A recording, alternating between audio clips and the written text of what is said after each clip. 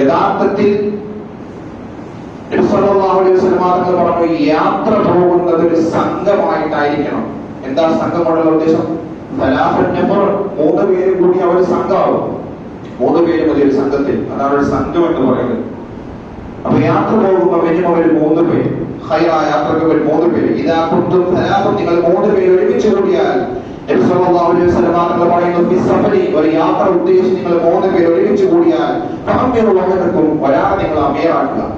മൂന്ന് പേര് യാത്രയ്ക്ക് ഉദ്ദേശിച്ചു, ഒരു ഹലാലായ യാത്ര, ഹജ്ജിനോ ഉംറയ്ക്കോ അല്ലെങ്കിൽ അല്ലാഹുവിന്റെ ദൃഷ്ടാന്തങ്ങൾ കാണുവാൻ ഏതെങ്കിലും ഒരു രാജ്യത്തിലൂടെ നമ്മൾ യാത്ര ഉദ്ദേശിച്ചാൽ ഒരാളെ നിങ്ങൾ അമീറാക്കുക. നിങ്ങൾ മൂന്ന് പേരുണ്ടെങ്കിൽ അയാളുടെ തീരുമാനങ്ങൾക്ക് അനുസരിച്ച് നീങ്ങുക. അല്ലെങ്കിൽ മൂന്ന് പേർക്ക് മൂന്ന് അഭിപ്രായങ്ങൾ. ഇന്ന സ്ഥലത്ത് ഇന്ന ഹോട്ടലില് ഫുഡ് കഴിക്കാൻ നിർത്തുന്ന ഒരാൾ പറഞ്ഞ അടുത്ത ആൾ അപ്പുറത്ത് ഹോട്ടൽ പറയും, അടുത്ത അപ്പുറത്ത് ഹോട്ടൽ പറയും. ലാസ്റ്റ് ഫുഡ് കഴിക്കാതെ പോണ്ടി വരും.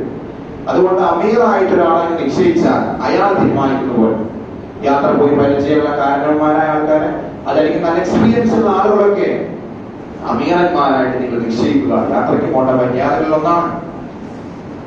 അടുത്തതായി ഹബീബായ റസൂലുള്ളാഹി സ്വല്ലല്ലാഹു അലൈഹി വസല്ലം തങ്ങൾ പഠിപ്പിക്കുന്നു, ഉപ്പയോടും ഉമ്മയോടും കുടുംബക്കാരോടൊക്കെ യാത്ര പറയണം. യാത്ര പോകുമ്പോൾ അത് വലിയ കൂലിയുള്ള പുണ്യമുള്ള കാര്യമാണ്.